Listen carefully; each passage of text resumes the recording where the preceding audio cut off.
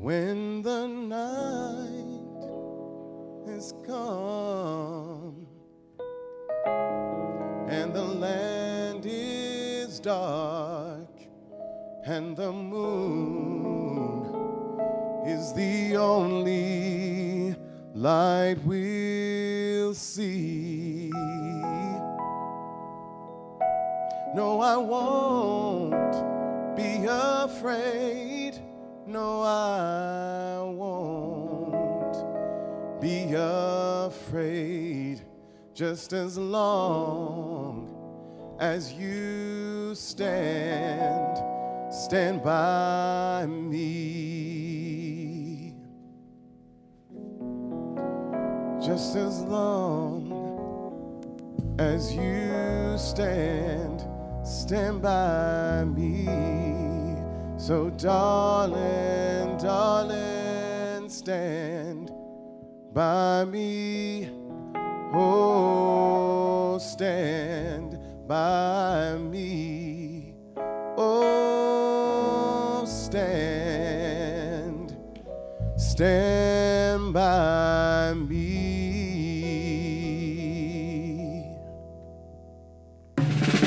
The night has come and the land is dark, and the moon is the only light we'll see.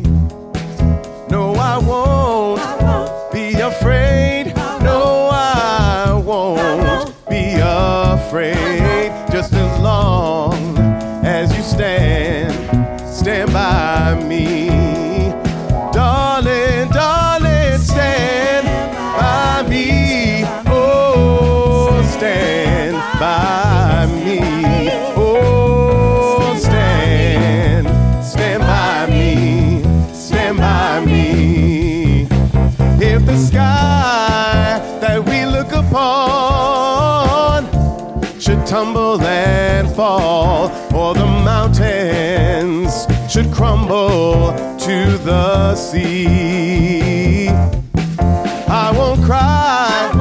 I won't cry, no, I won't shed a tear, just as long as you stand by me. And darling, darling, stand by me. Oh, stand by me. Oh, stand by me.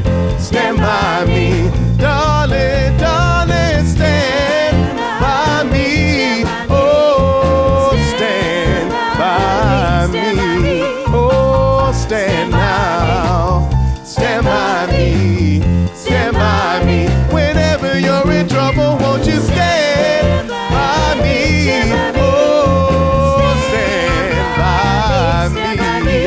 Oh, stand by me. Stand by me. Oh, stand by me.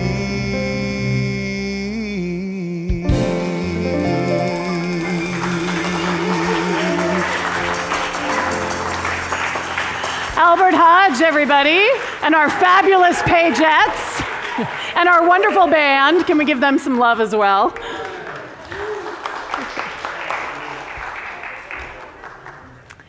So I've been thinking about this topic for a while, right? And I've talked about some of this in the past, where I have shared how, my experience of COVID has been this sense of disconnect in some way, right?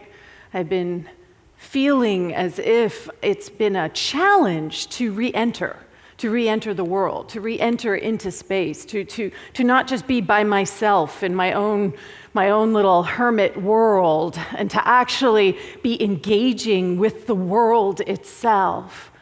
But one of the things that has become very clear to me over the past year is just how important this sacred Sangha is. And I want to talk about what it is, right? What exactly is sacred Sangha?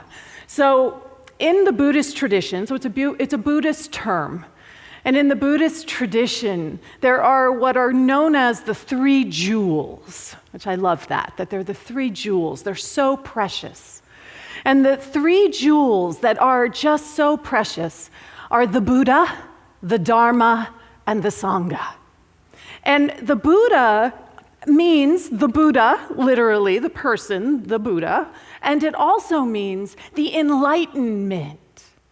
The process of awakening. How we would marry that with our New Thought tradition would be that this is the Christ consciousness. The Christ consciousness, the Christ Buddha Atman consciousness is one of our jewels in Unity's teaching. And Dharma in the Buddhist tradition refers to the fourfold path, right? And the Four Noble Truths and the Eightfold Path. There it is, I got that right? The Four Noble Truths, which also include the Eightfold Path. And in the Dharma, which is the actual teachings themselves, it's what do you actually believe? What do you actually believe? So the equivalent in Unity's teaching would be what? Our 5 principles, that's right. Our 5 principles, that's what we anchor ourselves in. It is our Dharma here at Unity San Francisco and in all Unity traditions. The understanding of there's only one power and one presence. The understanding that then we are it, because if there is only one power and one presence, we are not separate from that which is all that there is. And that we are then creative beings, creating our experience in time and in space. And that through prayer and meditation, we can consciously choose to uplift our understanding of who we are, so that we're moving out of the realm of samsara in the Buddhist tradition, the suffering, into the awareness that we are divine. And then the last principle that we believe in is that we then actually live these truths. And this is the place where the Sangha comes in. Because how do we live these truths? But in relationship with the world, in relationship with each other. And that is the third jewel, the sacred Sangha. Now, in the Buddhist traditions, depending on which tradition you're looking at, they will often hold that the Sangha is specifically a delineation that is given to monks and nuns who are living in monasteries. That is the sacred Sangha, that you withdraw from the world, and so you are surrounded by a community that is committed to practicing together 24/7. Now in the West, that term has become more expansive, because that's what we do in the West, right? We take everything and we kind of move it around a little bit, right? We give it a little bit more space. That's not always good, but in this case, how I'm inviting us to understand Sangha is that it's a spiritual community that actively practices together. That's what we are saying yes to practicing together. And I don't know about you, but during this whole period in COVID, practicing together was much more challenging. It was much easier to just be on my own, to just be in my little bubble, and maybe my wife was in my bubble with me, and sometimes she was and sometimes she wasn't, right? But there was this sense that my world got very, very, very small. And I personally found that to be incredibly challenging.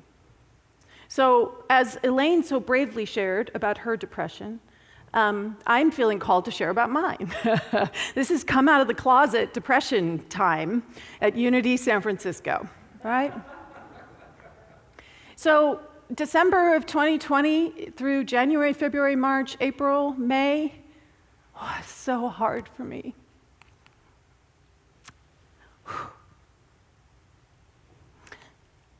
I was feeling so isolated. I was feeling so alone, because I really lean into the sacred Sangha. That is something that I know is vital for me. And there was a disruption in my sacred Sangha, right? Because I was moved to part-time, and what am I doing, and where am I, and where is my community? And that, in combination with everything else that was just going on,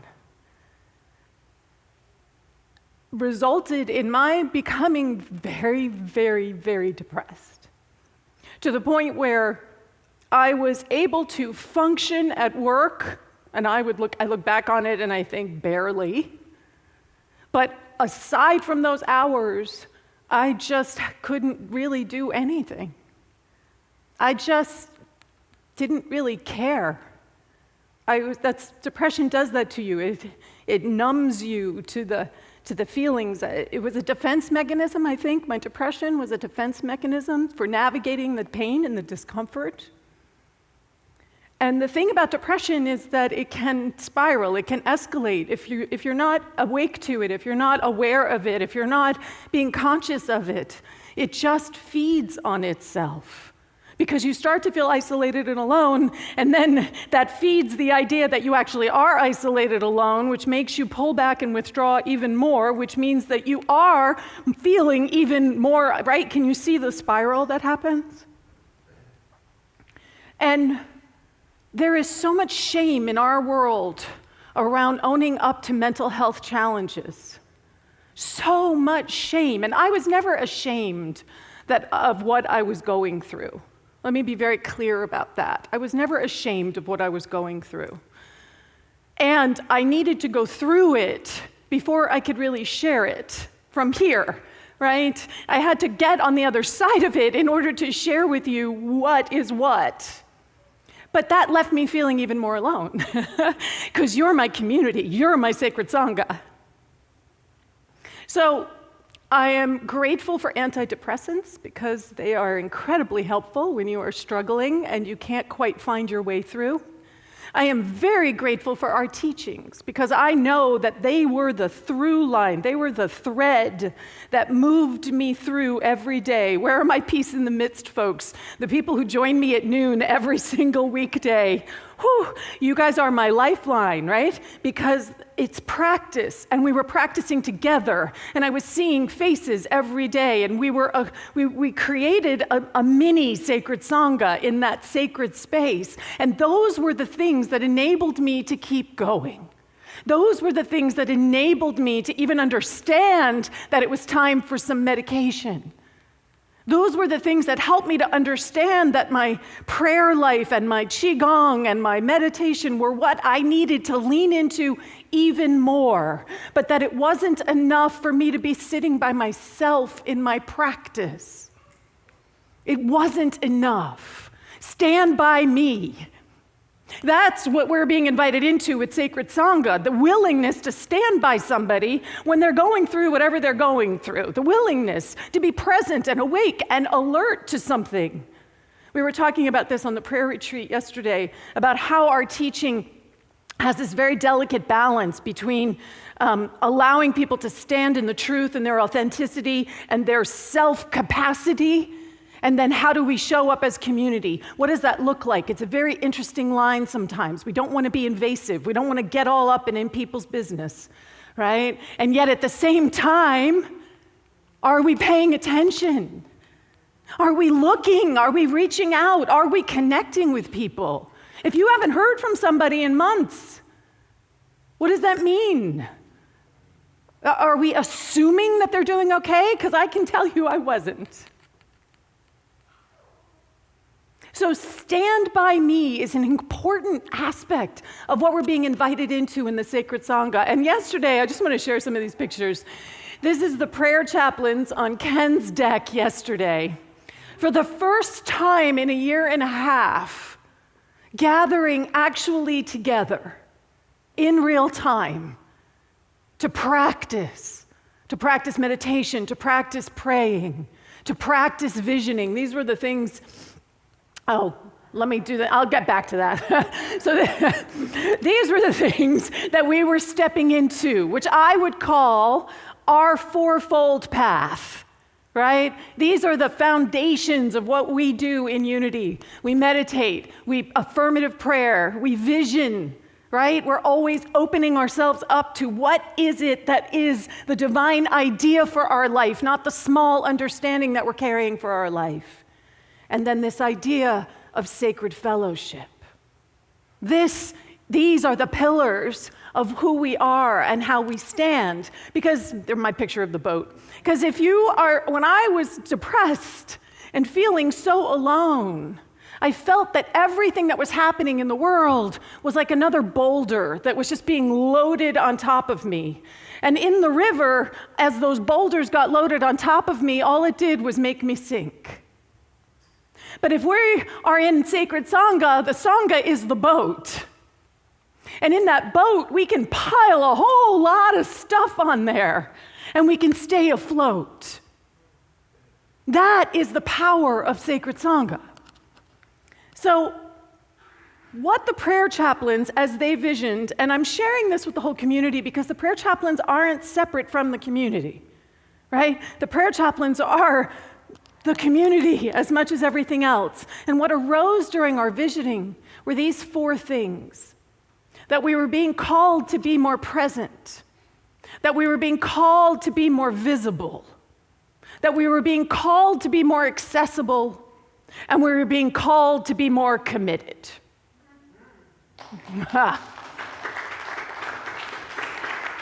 And I am sharing this with the whole community because I feel this is our call for all of us.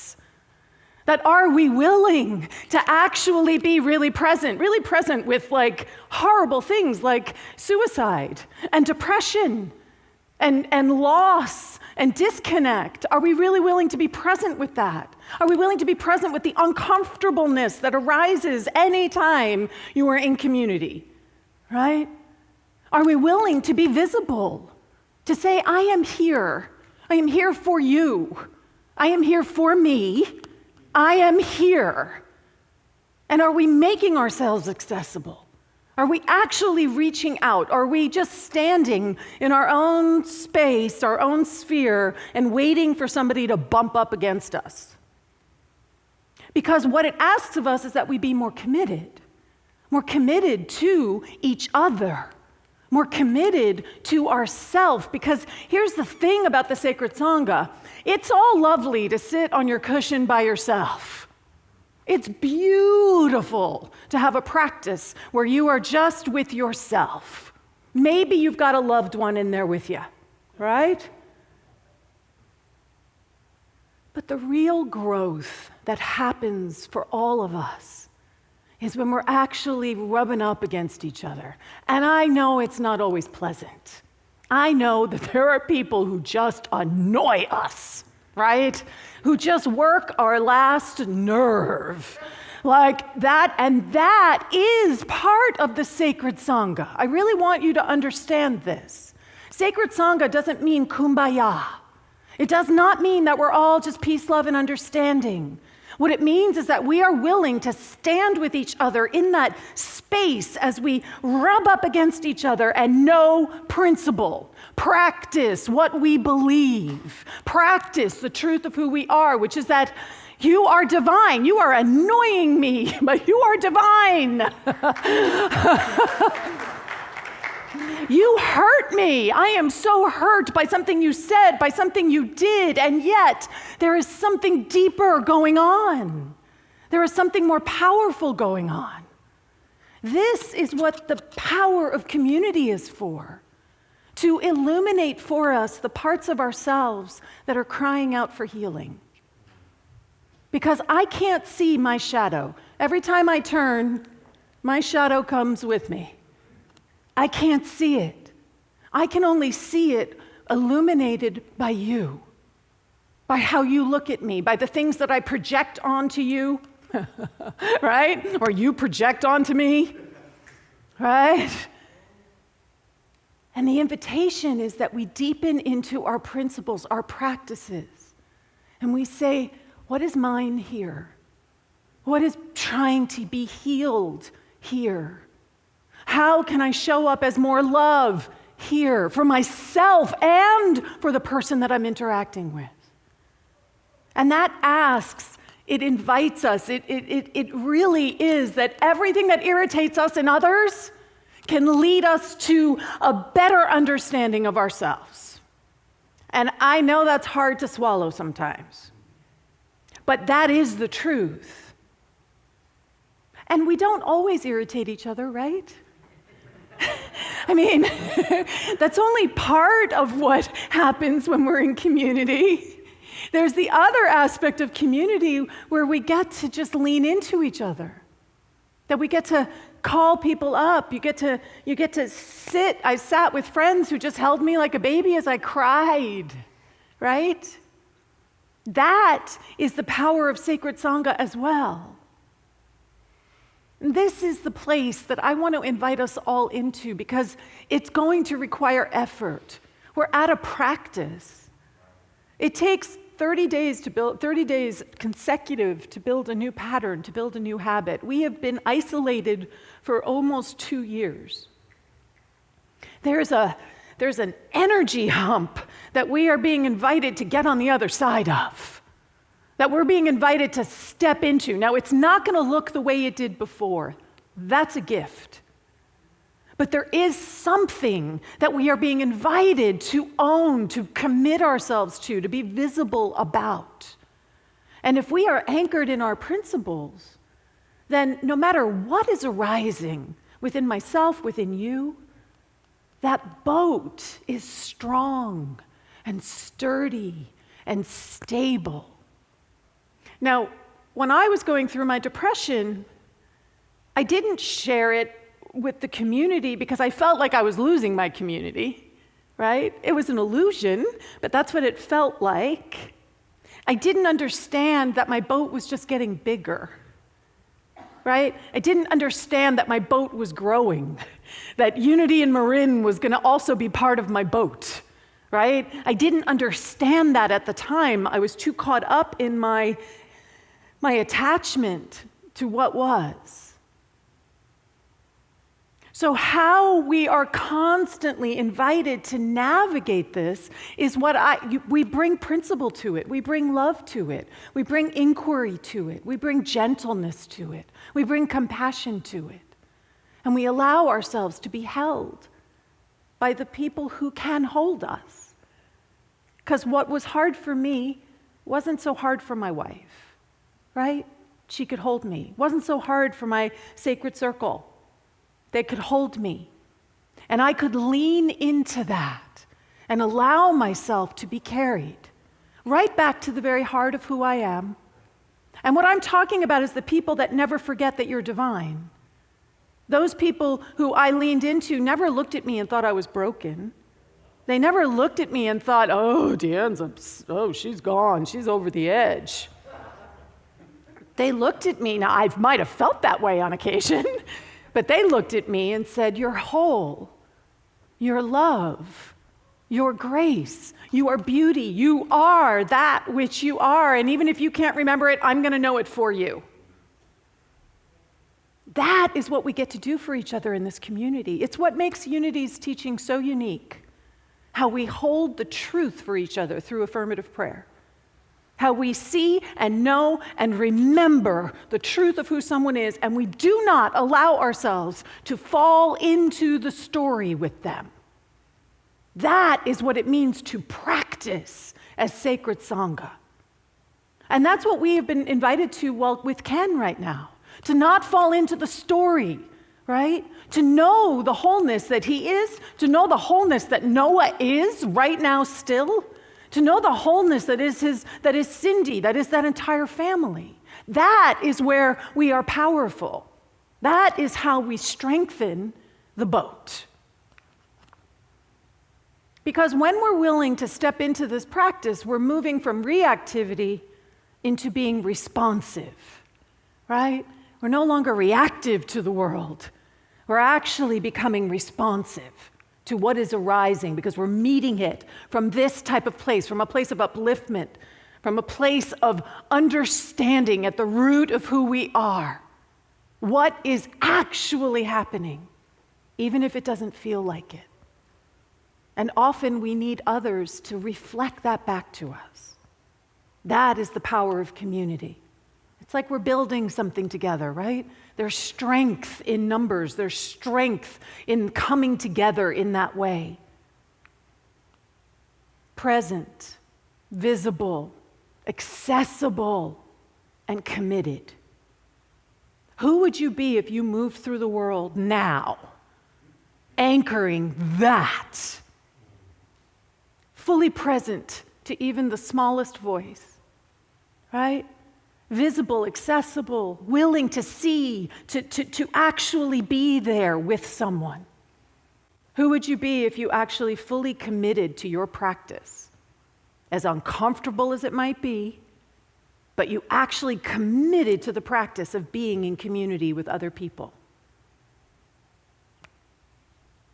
This is what's awaiting all of us, the awareness. It's already ours, the wholeness, the compassion, the light, the love. But when we as a community say yes, we are unstoppable. There is nothing that cannot be healed. There is no hurt that cannot be healed. I really want you to hear that. There is no false belief about yourself that cannot be transformed. There is nothing that is debilitating you or leaving you or stuck and afraid and unsure and unworthy. I mean, the list goes on, right? When we stand together in sacred Sangha, committed to seeing the divinity that we all are, to walking our talk, to being an accessible, visible presence of love on this planet, to making that extra effort, that is truly how we change the world.